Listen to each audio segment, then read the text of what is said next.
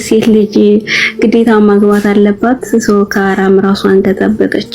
አሁን ማግባት አልፈልግም። ليش እሺ ለማንኛውም ማግባትን በተመለከተ ሰዎች ለሁለት እንከፈላለን። አንደኛ ስሜት የሌላቸው ሰዎች አሉ በተፈጥሯቸው።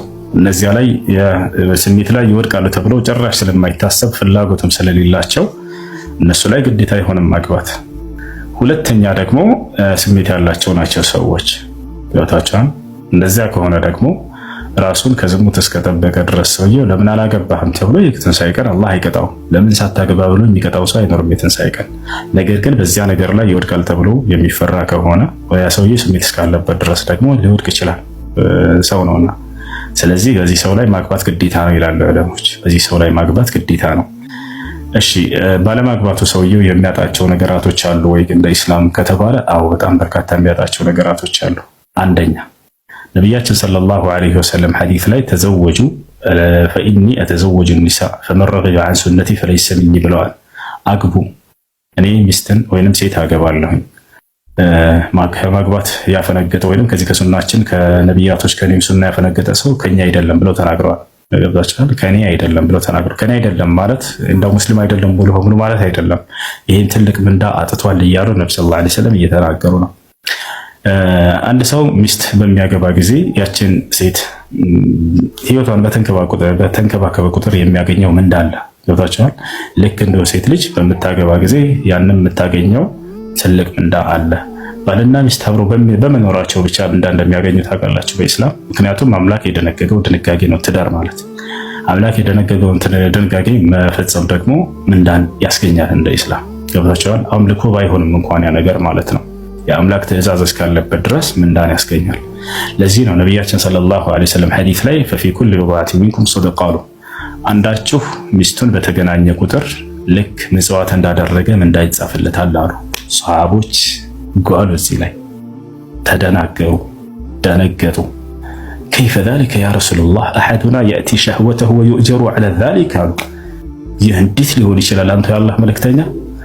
አንዳችን ስሜቱን ጥሙን ለማርካት ብሎ ሚስቱን ስለተገናኘ ምንዳ ይጻፍለታል ይመነዳል ማለት ነው አሉ። እነሱ በአምልኮ ብቻ መስላቸዋል ምንዳ የሚገኘው። ነዓም አላቸው ነብዩ ሰለላሁ ዐለይሂ ወሰለም። አዎ ትመነዳላችሁ አሉ። እንዴት እንደሆነ አሁን በጥያቄ ሊያስረዷቸው ነው። አለይሰ ለው ወضዐሁ ፊ አልሐራም የኩኑ ዐለይሂ ዊዝር አሏቸው። አንድ ባል ከሚስቱ ጋር የሚያደርገውን ግብረ ስጋ ግንኙነት ያለ ሚስት በዝሙት ቢያደርገው ኑሮ ኃጢአት ይጻፍበት አልነበረን አሏቸው። በላ ያ ረሱላህ አሉ። አዎ ኃጢአት ይጻፍበት ነበር አሉ። ወከዛሊከ ኢዛ ወضዐሁ ፊል ሐላል ልክ እንዲሁ ይሄን ሐራሙን ሸሽቶ በሐላል ግንኙነትን በማድረጉ ከአምላኩ ዘንድ ይመነዳል ማለት ነው አሏቸው።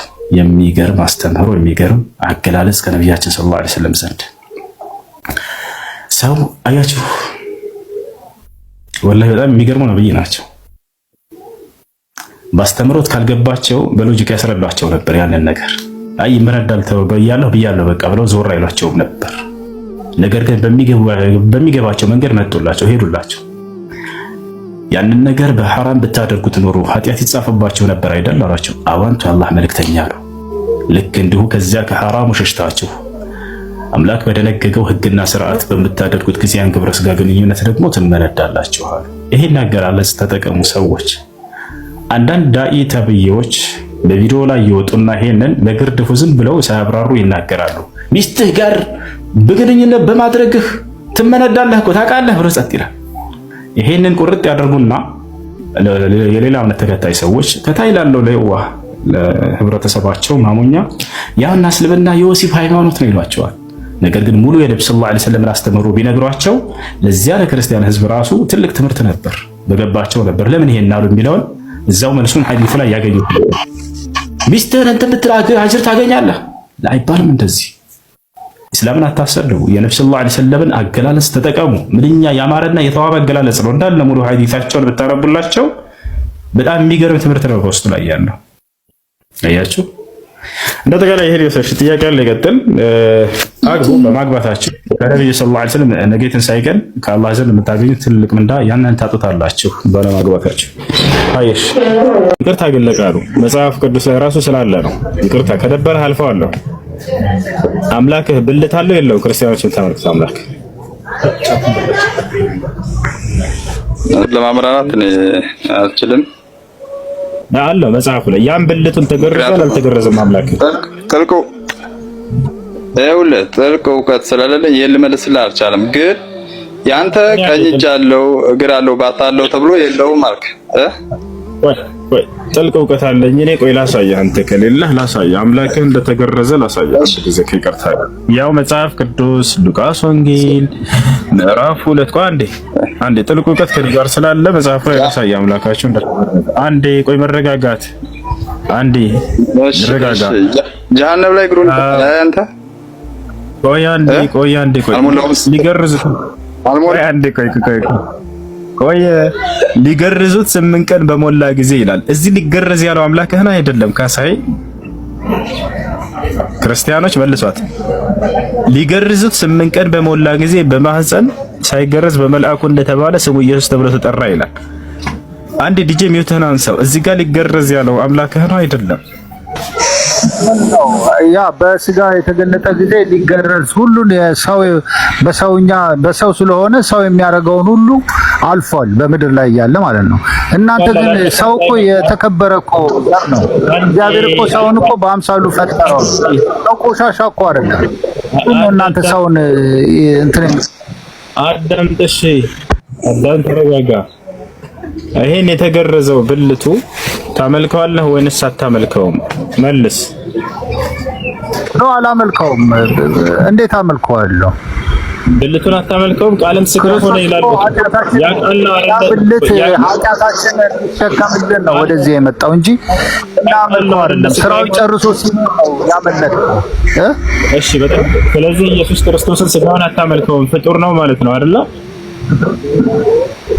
ያ በስጋ ሲመጣ እኮ ፍጡር ሆኖ ነው ማለት በስጋ ነው የተገለጠው። በሰው ተገልጦ ኃጢአታችንን ተሸከመ። ያ ስጋ ማለት ነው። ስለዚህ ያ ስጋ ቁርአን እኮ በመጨረሻው ቀን እኮ የአላህ ቃል እኮ ስጋ ሆኖ እንደ ገረጣ ሰው ሆኖ ይመጣል ይላል በመጨረሻው። ስለዚህ አዳም ያንን ለምን አትቀበልም? አዳም ተረጋግመን ቀስበል። ስለዚህ ኢየሱስ ክርስቶስ ፍጡር ነው የሚል ክርስቲያኖች በቃ አሁን ከፍ እያላችሁ ነው። ወላሂ ላዚም በጣም ጎበዞች ሙስሊሞች ጋር እያዋላችሁ ብዙ ነገር አስተካከላችሁ። ኢየሱስ ፍጡር ነው የሚል ክርስቲያን እየመጣ ነው። እስኪ አሁን ያሁን ቃል ደገማት እስኪ አንዴ ልጅ አንዴ ደገማት። ክርስቶስ ኢየሱስ በስጋ የተገለጠ አምላክ ነው። በበደላችንና ኃጢአታችንን ለመሸከም በስጋ የመጣ በምድር ላይ የመጣ አምላክ ነው። በምድር ላይ የነበረ ፍጹም ሰው ነበረ። ሲገርፉት ያማዋል እንደ ሰው ፔን ሁሉን ነገር ፔን የሚሰማው ሰው ነበረ። ስለዚህ ያ ስጋ አምላክ ነው አይደለም? ኢየሱስ አምላክ ነው አይደለም? ያ ስጋው ኢየሱስ ክርስቶስ አምላክ ነው አይደለም? አሉ በቃ አትናገርም።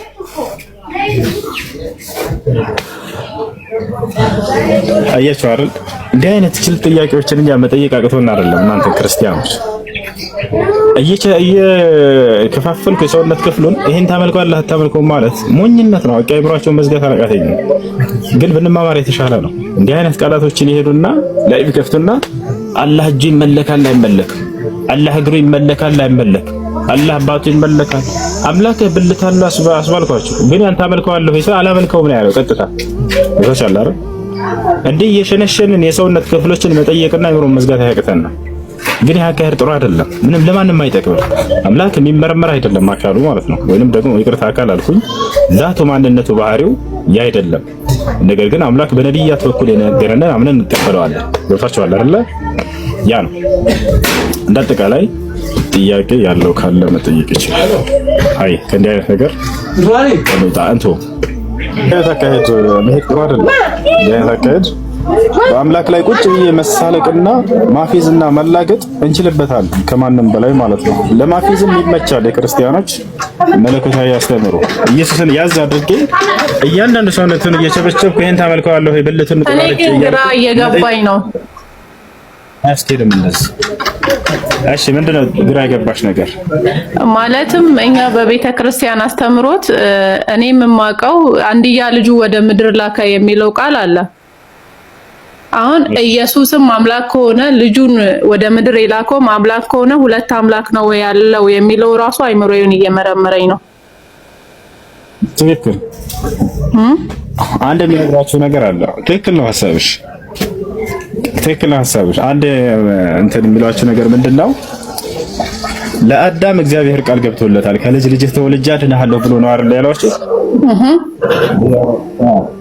እንደዛ ከሆነ ራሱ እግዚአብሔር ነው መምጣት ያለበት። ግን ዮሐንስ ምንድነው የሚለው? እግዚአብሔር ሳይሆን የመጣው እግዚአብሔር አንድያ ልጁን ላከ ነው የሚለው አይደል?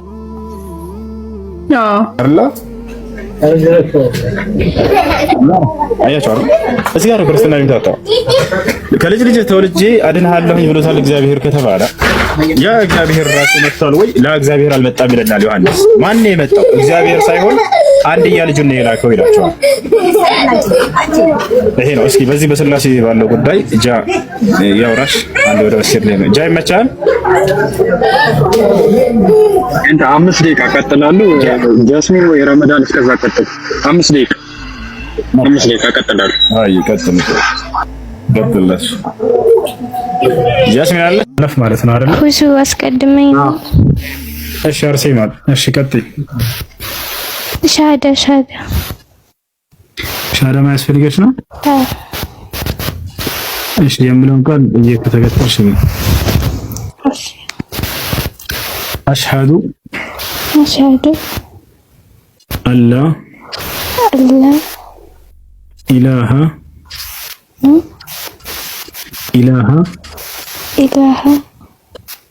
ኢላላህ ወአሽሃዱ አነ ሙሐመደን ረሱሉላህ። እሺ አሁን ያልሽው ቃል የሰራ ቃል የምስክር ቃል ይባላል። አንድ ሰው ወደ እስልምና ሃይማኖት ሲገባ ጊዜ የሚሰጥ የምስክር ቃል ነው። ትርጉሙ ከአላህ ሌላ አምላክ የለም ብዬ መሰክራለሁ፣ ሙሐመድም የአላህ መልእክተኛና ነብይ ናቸው ብዬ መሰክራለሁ ማለት ነው። ከዚህ በኋላ ሙስሊም ሆነሻል። አንድ ሰው እስልምና ሲቀበል የሚያገኘው ጸጋ ምንድነው ከአምላኩ ከተባለ ያለፈ ኃጢአት ሁሉ ይማርለታል። ትልቁ ጸጋ እዚህ ዓለም ላይ ከኃጢአት ንጹህ ሆኖ መገኘት ነው። አላህ ለሰለሙ ሰዎች መጀመሪያ የሚሰጣቸው ስጦታ ከየነበሩበትን መንገድ ይቅር ይላቸዋል። ያለፈውን ኃጢአታቸውን ሁሉ ያስብባቸዋል፣ ንጹህ አድርጎ ይቀበላቸዋል። እንዲሁም በቀጣዩ ዓለም ከሞት በኋላ ትልቁ ጸጋ ምንድነው? የዘላለማዊ ሕይወትን ማግኘት፣ በዚያም ላይ ገነትን መውረስ ነው። እርሱንም አላህ ሙስሊም ለሆኑ ሰዎች ቃል ገብቶላቸዋል። ይህ የአላህ ሱብሓነሁ ወተዓላ ጸጋ ዛሬ አንቺን አግኝቶሻል። አላህ ምስጋና ይገባ። እሺ ስምሽን መቀየር ከፈለግሽ